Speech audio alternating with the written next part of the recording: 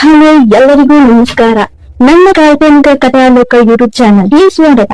ಇನ್ನು ಯಾರೆಲ್ಲ ಸಬ್ಸ್ಕ್ರೈಬ್ ಆಗಿದ್ದು ಬೇಗ ಸಬ್ಸ್ಕ್ರೈಬ್ ಆಗಿ, ಹಾಗೆ ಮುಂದಿನ ಅಪ್ಡೇಟ್ಸ್ಗಳಿಗಾಗಿ ಬೆಲ್ ಐಕಾನ್ ಅನ್ನು ಒತ್ತುವುದು ಮರೆಯದು. ಶೇರ್ ಕಮೆಂಟ್ ಮಾಡೋದು ಮರೆಯದು. ಮೊದಲ ಹೊಡೆತದಲ್ಲಿ ಯಶಸ್ವಿಯಾದ ಚಂದು ಮತ್ತು ಗ್ಯಾಂಗ್ನ ನೆಕ್ಸ್ಟ್ ಪ್ಲಾನ್ ಏನು ನೋಡೋಣ. ಏನಿದು ಕುಮುದ? ಆಫೀಸ್ ಮೀಟಿಂಗ್ ರೂಮ್ನಲ್ಲಿ ರೇಗ್ತಿದ್ದಾನೆ ಗೌರವ್ ಅದು ನಾನು ಎಂದು ರಾಗ ಎಳೆಯುತ್ತಾ ನಿಂತಿದ್ದಾಳೆ ಕುಮುದ. ಛೆ, ಏನ್ ಮಾಡಿದ್ಯಾ ಕುಮುದ? ಯುವ ಕೂಡ ಉಪ್ಪುಕಾರ ಹಾಕ್ತಿದ್ದಾನೆ. ಹೀಗೇನ್ ಮಾಡೋದು ಗೌರವ್? ಸಮರ್ಥ್ ಕೂಡ ಅವಳ ಪಕ್ಕ ನಿಂತು ತಾಳ್ಮೆಯಿಂದ ಕೇಳ್ತಿದ್ದಾನೆ. ಈಗ ಕೌಶಿಕ್ಗೆ ಏನು ಉತ್ತರ ಕೊಡೋದು? ಇಟ್ಸ್ ಅ ಇಂಡಿಯನ್ ಕ್ಯಾಲೆಂಡರ್ ಎಂದು ಪೇಪರ್ ಒಂದನ್ನು ಅವಳ ಮುಖಕ್ಕೆ ತಾಗುವಂತೆ ಎತ್ತು ಬಿಸಾಕಿದ ಬೀಜಿ. ಬೇಕೆಂದು ಮಾಡಿಲ್ಲ ಗೌರವ್.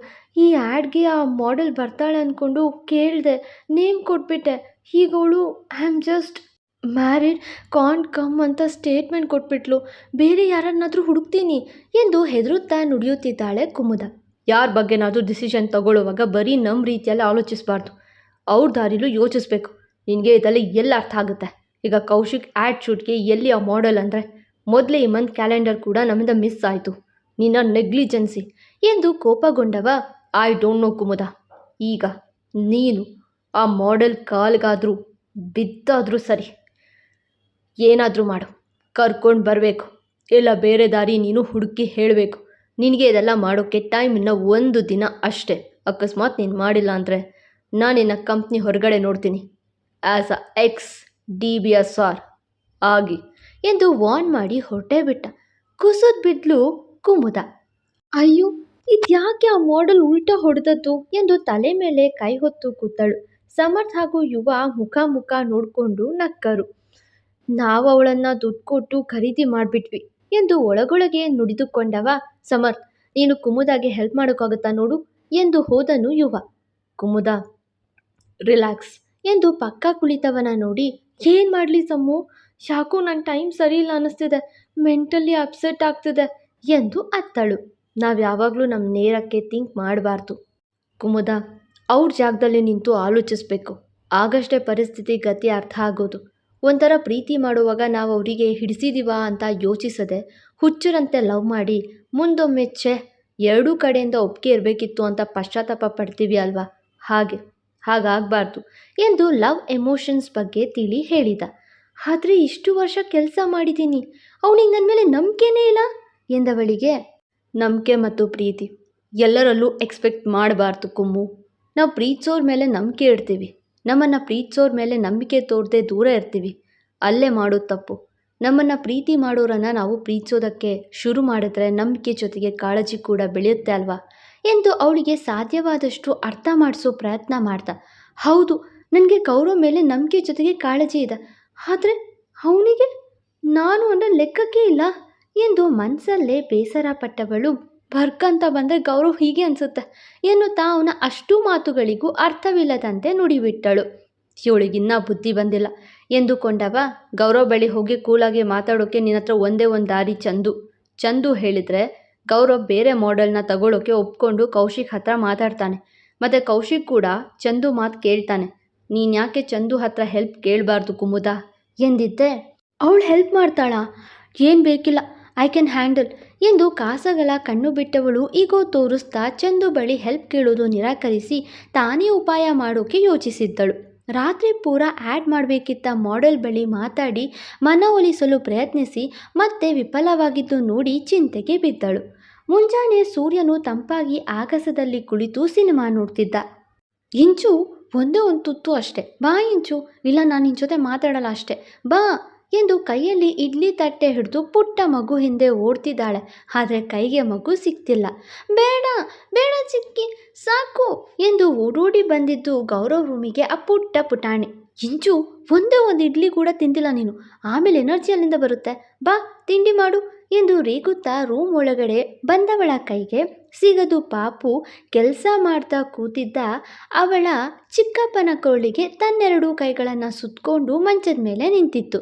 ಇಂಚು ಎಂದು ಅಲ್ಲಿಗೆ ಬಂದ್ಬಿಟ್ಟಿದ್ಲು ಚಂದು. ಚಿಕ್ಕು, ಇಡ್ಲಿ ಬೇಡ ಹೇಳು ಈ ಚಿಕ್ಕಿಗೆ ಎಂದು ಚಾಡಿ ಹೇಳಿದ ಪುಟಾಣಿ ಮಾತಿಗೆ, ಬಾಯ್ವಡ್ಗಿ, ಇಡ್ಲಿ ಬೇಡ ಅಂದು ತಾನೇ ಅವಳು, ಮತ್ತೆ ನಿಂದು ಕ್ಲಾಸ್ನಲ್ಲಿ ಸ್ಪೂನ್ ಅಲ್ಲಾಡ್ಸೋ ಕೆಲಸ, ರೇಗುತ್ತಾ ಎದ್ದು ನಿಂತ. ಮಿಸ್ಟರ್ NRI, ಏನೂ ತಿಂದಿಲ್ಲ ಅವಳು. ದಾರಿ ಬಿಡಿ, ನಾನು ತಿನ್ನಿಸ್ತೀನಿ ಎಂದು ಪ್ಲೇಟ್ ಮಂಚದ ಮೇಲೆ ಇಟ್ಟು ಇಂಚು ಕಡೆ ಹೋಗುವವಳ ನಡುವಿಡಿದು ತನ್ನತ್ತ ಎಳೆದುಕೊಂಡವ. ಅವಳಿಗೆ ಇಡ್ಲಿ ಬೇಡ ಅಂತಿರೋದು ಕೇಳಿಸ್ತಿಲ್ವಾ? ರಾಮದುರ್ಗದ ದುರ್ಗಾಮಾತೆ ಕೇಳುತ್ತಾ ಅಡ್ಡ ಬಂದಿದ್ದ. ಅಯ್ಯೋ, ಅವಳು ಇಡ್ಲಿ ಅಲ್ಲ, ಏನೂ ತಿಂತಿಲ್ಲ, ಡವ್ ಮಾಡ್ತಿದ್ದಾಳೆ. ನಿಮ್ಗೆ ಯಾಕೆ ಅರ್ಥ ಆಗ್ತಿರೋ ರಾಮೇಶ್ವರದ ರಾಮನಾಥ ಎಂದು ಉತ್ತರಿಸಿ ಇಂಚು ಕಡೆ ನೋಡಲು ನಾಲ್ಗೆ ಹೊರಚಾಚಿ ಅಣಕಿಸ್ತಿದ್ಲು. ನಿನ್ನ ಈ ಇಡ್ಲಿ ತಿನ್ನಿಸ್ದೆ ಬಿಡಲ್ಲ ನಾನು. ಬಂದೆ ತಾಳು ಎಂದು ಬಿಡ್ರೆ ನನ್ನ ಭಟ್ರೆ ಎಂದು ಒದ್ದಾಡಿದವಳ ಬಿಟ್ಟವ. ಇಂಚು, ಯಾಕೆ ಇಡ್ಲಿ ಬೇಡ ಹೇಳೋ, ನಿನ್ನ ಚಂದನವನದ ಚಿಕ್ಕಿಗೆ ಹೇಳು ಎಂದವನಿಗೆ.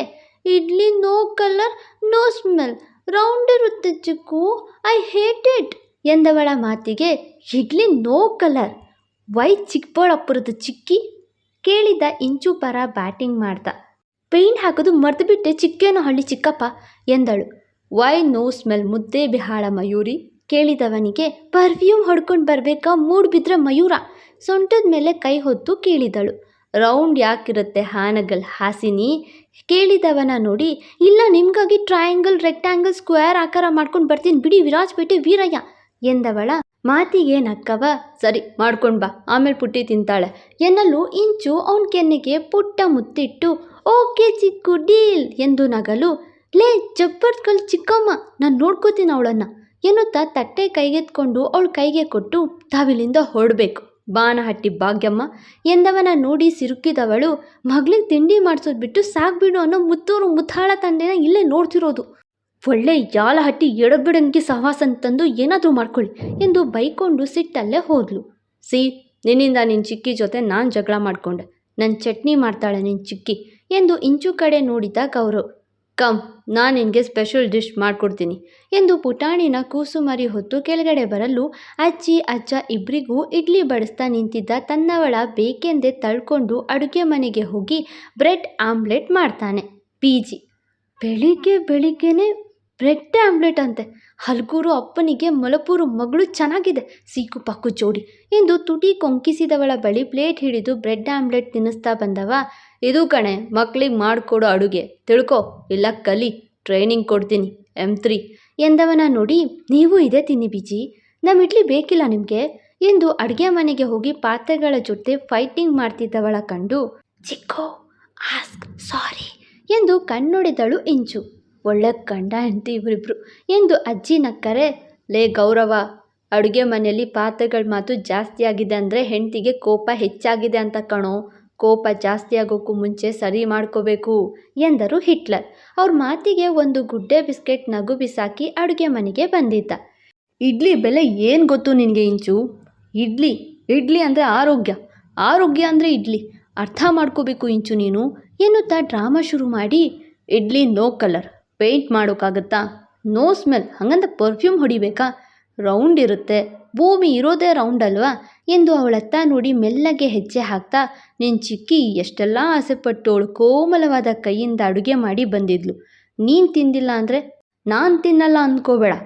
ಬುದ್ಧಿ ಇಲ್ಲದ ಪುಟ್ಟ ಪಾತರಗಿತ್ತಿ ನೀನು. ಬುದ್ಧಿ ಇರುವ ಸುಂದರ ಕಾಂಡದ ಸುಪುತ್ರ ನಾನು ಎಂದು ಬೈಯುವಂತೆ ನಟಿಸುತ್ತಾ ಅವಳತ್ತ ಬಂದವ. ಬೈದಿದ್ದೀನಿ, ಚೆನ್ನಾಗಿ ಬೈದಿದ್ದೀನಿ, ನಾಳೆಯಿಂದ ಇಡ್ಲಿ ತಿಂತಾಳಂತೆ, ಓಕೆನಾ ಬಾಯ್ಬಡ್ಕಿ ಎಂದು ಹಿಂದೆಯಿಂದ ಬಳಸಿ ಅವಳ ಕೆನ್ನೆಗೆ ತುಟಿ ಒತ್ತಲು ಅವನ ಡ್ರಾಮಾ ಅರಿತವಳೆ ಅವಳು. ಸಾಕು ಎನ್ನುತ್ತಾ ಇಡ್ಲಿ ತಟ್ಟೆಗೆ ಹಾಕಿಕೊಟ್ಟವಳ ನಡು ಬಳಸಿ ಅಡುಗೆ ಮನೆ ಕಟ್ಟೆ ಮೇಲೆ ಕೂರಿಸಿದವ. ಒಂದೊಂದೇ ತುತ್ತು ತಿನ್ನಿಸ್ತಾ ಕೆನ್ನೆಗೆ ಮುತ್ತಿಟ್ಟಿದ್ದ. ಇದೇನಾ ತಿನ್ಸೋದು ನೀವು ಎಂದು ನಕ್ಕವಳ ನೋಡಿ. ನೀನಂದರೆ ಹೀಗೆ ತಿನ್ನಿಸ್ಬೇಕು ಅನಿಸುತ್ತೆ, ಈಗ ನನಗೆ ತಿನ್ನಿಸು ಎಂದು ಅವಳು ತುಟ್ಟಿಟ್ಟ ಮೇಲೆ ಕೆನ್ನೆ ತೋರಿ ಮುತ್ತಿಡು ಎನ್ನಲು ನಾಚುತ್ತಾ ಮುತ್ತೊಂದು ಕೊಟ್ಟಳು. ಲವ್ ಬರ್ಡ್ಸ್ಗೆ ಸಮಯ ಪ್ರಜ್ಞೆಯೇ ಆಕಾಶದತ್ತ ಏರಿತ್ತು. ರೆಕ್ಕೆ ಬಂದಂತೆ ಹಾರಾಡ್ತಿದ್ರು. ಬಾಸ್ ಗುಡ್ ಮಾರ್ನಿಂಗ್ ಎನ್ನುವ ಫೆಬ್ವನಿ ಬರಲು ನಮ್ಮ ಹುಡುಗಿ ಎಚ್ಚೆತ್ತುಕೊಂಡಳು. ಆದರೆ ಗೌರವ ಮಾತ್ರ ಅವಳ ಕೆನ್ನೆಗೆ ತನ್ನ ಕೆನ್ನೆ ಸವರುತ್ತಾ ತರಲೆ ಮುಂದುವರೆಸಿದ್ದ. ಅವನು ಪರಿಜ್ಞಾನನೇ ಇಲ್ಲದಿರೋ ಹಾಗೆ ಬೇರೆ ಲೋಕದಲ್ಲಿರ್ತಾನೆ. Good morning boss. ಮತ್ತೊಮ್ಮೆ ಅವನ ಧ್ವನಿ ಕೇಳಲು ಬಾಗಿಲತ್ತ ನೋಡಿದವಳು ತಟ್ಟನೆ ದೂರ ನಿಂತು ಬಿಟ್ಟಳು. ಫೆಬ್ ಮುಖ ನೋಡಿ ಮುಜುಗರ ವ್ಯಕ್ತಪಡಿಸಿದ ಗೌರವ್ ಯಸ್ ಗುಡ್ ಆಫ್ಟರ್ನೂನ್ ಎಂದು ಬಿಟ್ಟಿದ್ದ. ಫೆಬ್ಗೆ ನಗು ಬಂದರೂ ಬಾರದಂತೆ ತಡೆದು it's emergency we need your help ಎನ್ನಲು ಬಂದೆ ಕಮಿಂಗ್ ಎಂದನು. ಓಕೆ ಬಾಸ್ ಎಂದು ಹೋದ ಫೆಬ್ ಹಿಂದೆ ತಾನು ಹೋದವ ಮತ್ತೆ ಹಿಂತಿರುಗಿ ಅವಳ ಕೆನ್ನೆಗೆ ಮುತ್ತು ಕೊಟ್ಟು, ಈ ಕೆನ್ನೆಗೆ ಬೇಜಾರು ಮಾಡೋದು ಬೇಡ ಅಂತ ಅಷ್ಟೇ ಗಂಡು ಬಿರಿ ಎಂದು ಓಡಿದ. ಏನಾಯ್ತು ಎಂದು ಕೇಳಲು, ಯುವ ಸರ್ ಇನ್ ಕಾಲ್ ಎಂದು ಫೋನ್ ನೀಡಿದ್ದ ಫೆಬ್. ಹೇಳುವಾಯು ಎನ್ನುತ್ತಾ ಕರೆ ಸ್ವೀಕರಿಸಿದ ಬಿಜಿ. ಮಿಸ್ಟರ್ ರಾವ್, ಈಗ ಕೌಶಿಕ್ ವಿಸಿಟ್ ಕೊಡ್ತಿದ್ದಾನೆ. ಮಾಡೆಲ್ನ ನೋಡಿ ಆ್ಯಡ್ ಡೀಟೇಲ್ಸ್ ತಗೊಳ್ಳೋಕೆ ಅವನಿಗೆ ಇರೋ ವಿಚಾರ ಹೇಳ್ಬಿಡ್ಲಾ ಎಂದು ಕೇಳ್ದ. ನೋ, ಮಾಡೆಲ್ ಬಗ್ಗೆ ಕುಮುದ ಏನು ಹೇಳಿದ್ಲು? ಗೌರವ್ ವಿಚಾರಿಸಲು, ಯಾರೋ 4 ಬೇರೆ ಮಾಡೆಲ್ಸ್ನ ತಂದಿದ್ದಾಳೆ. ಅವರೆಲ್ಲ ಈ ಆ್ಯಡ್ಗೆ ಸೂಟ್ ಆಗ್ತಾರಾ ನೀನು ನೋಡಿ ಹೇಳಬೇಕು ಅಷ್ಟೇ ಎಂದವನಿಗೆ. ವೆಯ್ಟ್, ಐ ಆಮ್ ಕಮಿಂಗ್ ಎಂದು ಥಟ್ಟನೆ ಹೊರಟನು ಗೌರವ್. ಅವರೆಲ್ಲ ಸೀರೆ ಹಾಕಿ ಬಂದಾಗ ಒಂಚೂರು ಕಳೆ ಕಾಣದಿರಲು ಕುಮುದ ಕಡೆ ಖಡಕ್ ಲುಕ್ ಕೊಟ್ಟಿದ್ದ ಬಿಜಿ. ಈ ಹುಡುಗಿ ನೋಡು, ಇದು ಓಕೆನಾ, ಇವಳಿರ್ಲಿನಾ ಎಂದು ಸುಮಾರು 10 ಮಾಡೆಲ್ಸ್ನ ತೋರಿಸಿ ಸುಸ್ತಾದವಳ ನೋಡಿ, ನೋಡು, ಇನ್ನು 1 ಗಂಟೆಯಲ್ಲಿ 1 ಹುಡುಗಿನೂ ಹಿಡಿಸ್ದೆ ಹೋದ ನಿನ್ನ ಕತೆ ನಮ್ಮ ಜೊತೆ ಎಂಡ್ ಆಗುತ್ತೆ ಕುಮುದ. ರೇಗಿ ಹೊರಗಡೆ ಹೋದನು ಗೌರವ್. ಅವನ ಜೊತೆ ಯುವ ಕೂಡ ಹೊರಡುತ್ತಾ ಒಳಗೊಳಗೆ ನಕ್ಕನು. ಕುಮ್ಮು, ಯು ಡೋಂಟ್ ಹ್ಯಾವ್ ಟೈಮ್. ನಿನಗೆ ನೆನಪಿದ್ಯಾ, ಚಂದು ಬೆಸ್ಟ್ ಅಪಿಯರೆನ್ಸ್ ಅವಾರ್ಡ್ ತಗೊಂಡಾಗ ನೆಕ್ಸ್ಟ್ ಆ್ಯಡ್ ಶೂಟ್ಗಾಗಿ ಇವಳೇ ಇರಲಿ ಅಂದಿದ್ದ ಗೌರವ್ ಎಂದು ಸಮರ್ಥ್ ಮಾತಿಗೆ, ಆದರೆ ಚಂದು ಈಗ ಅವನ ಹೆಂಡತಿ ಅನ್ನೋ ಸತ್ಯ ಗೊತ್ತಿಲ್ಲದೆ ಹೇಳಿದ್ಲು ಅಲ್ವಾ ಎಂದಳು. ಹೌದು, ಆದರೆ ಈಗ ಈ ಟ್ರೆಡಿಷ್ನಲ್ ಆ್ಯಡ್ ಶೂಟಿಂಗ್ಗೆ ಅವಳಿಗಿಂತ ಬೆಸ್ಟ್ ಯಾರೂ ಇಲ್ಲ. ಈಗ ಅವಳೇ ಬಂದರೆ ಅವನೇನೂ ಬೇಡ ಅನ್ನಲ್ಲ, ಬಟ್ ಅವಳು ಬರೋಕ್ಕೆ ಒಪ್ಪಬೇಕಷ್ಟೆ ಎಂದವನಿಗೆ. ಅವಳು ಒಪ್ಪಿಲ್ಲ ಅಂದರೆ ನನಗೆ ಶೇಪ್ ಔಟ್ ಆಗುತ್ತೆ ಸಮರ್ಥ್ ಎಂದು ಕೂತವಳ ಮುಂದೆ ಫೋನ್ ಕೊಟ್ಟು, ಚಂದು ಹೆಲ್ಪ್ ಮಾಡೇ ಮಾಡ್ತಾಳೆ, ಕಾಲ್ ಮಾಡಿ ಸಹಾಯ ಕೇಳು, ಇಲ್ಲ ಫೈರ್ ಆಗ್ತೀಯಾ ಇಲ್ಲಿಂದ ಎಂದು ಎಚ್ಚರಿಸಿದ. ಸಮ್ಮೋಳು ಒಪ್ಪದೆ ಹೋದರೆ ಎಂದು ಆಲೋಚಿಸುತ್ತಿದ್ಲು. ಹಾಗಾದರೆ ಫೋನ್ ಮಾಡಿ ಚಂದು ಹೆಲ್ಪ್ ಕೇಳ್ತಾಳಾ? ಚಂದು ಹೆಲ್ಪ್ ಮಾಡ್ತಾಳ? ಅಸಲಿ ಪ್ಲಾನ್ ಏನು ಚಂದು ಮತ್ತು ಗ್ಯಾಂಗ್ನದ್ದು ಹೇಳ್ತೀನಿ ನೆಕ್ಸ್ಟ್ ಎಪಿಸೋಡ್ನಲ್ಲಿ. ನಿಮ್ಮ ಕಮೆಂಟ್ಸ್ ಮಿಸ್ ಮಾಡಬೇಡಿ. ನನಗೆ ನಿಮ್ಮ ಅಭಿಪ್ರಾಯ ತುಂಬ ಇಂಪಾರ್ಟೆಂಟ್ ವಾಯ್ಸ್ ಕೊಟ್ಟು ಈ ಸ್ಟೋರಿನ ಅಪ್ಲೋಡ್ ಮಾಡೋಕ್ಕೆ. ಇಲ್ಲಿವರೆಗೂ ಓದಿ ಕಮೆಂಟ್ಸ್ ಮಾಡಿ ಸಪೋರ್ಟ್ ಮಾಡ್ತೀವಿ ಪ್ರತಿಯೊಬ್ಬರಿಗೂ ತುಂಬ ಥ್ಯಾಂಕ್ಸ್. ನಂಗೆ ವಾಯ್ಸ್ ಕೊಡೋದಕ್ಕೆ ಟೈಮೇ ಸಿಗೋದಿಲ್ಲ. ಈಗ ವರ್ಕು, ಟ್ರಾವೆಲ್ಲು, ಹೋಗಿ ಬರೋದು, ಸುಸ್ತು, ಎಷ್ಟು ಪ್ರೆಷರ್ ಇದ್ದರೂ ಟ್ರೈ ಮಾಡ್ತೀನಿ. ಯಾಕಂದರೆ ಕೆಲವರು ವಾಯ್ಸ್ ಕೊಡಿ, ನಿಮ್ಮ ವಾಯ್ಸ್ನ ಮಿಸ್ ಮಾಡ್ಕೋತೀನಿ ಅಂತಾರಲ್ಲ, ಅವ್ರಿಗೋಸ್ಕರ. ಯಾರು ವಾಯ್ಸ್ ಇಲ್ಲದೆ ಕೂಡ ಅಡ್ಜಸ್ಟ್ ಮಾಡ್ಕೊಳ್ತೀರಾ ಅವರಿಗೋಸ್ಕರ ನಾನೇನು ವಾಯ್ಸ್ ಕೊಡಲ್ಲ. ವಾಯ್ಸ್ ಬೇಕೇ ಬೇಕು ಅಂತ ಕೇಳುವಂತಹ ನನ್ನ ಫೇವ್ರೆಟ್ ಎನರ್ಜಿ ಬೂಸ್ಟರ್ಸ್ಗೆ ಮಾತ್ರ ಅವರಿಗಾಗಿ ವಾಯ್ಸ್ ಕೊಡ್ತೀನಿ ಅಷ್ಟೇ. ಸಾಧ್ಯ ಆದರೆ ಬ್ಯಾಕ್ಗ್ರೌಂಡ್ ನಾಯ್ಸ್ ಇರುತ್ತೆ, ಅಡ್ಜಸ್ಟ್ ಮಾಡ್ಕೊಳ್ಳಿ. Thank you. ಫಾಲೋ ಮಾಡಿ ಕಾಲ್ಪನಿಕ ಕಥಾಲೋಕ. ಮತ್ತೆ ಸಿಗುವ.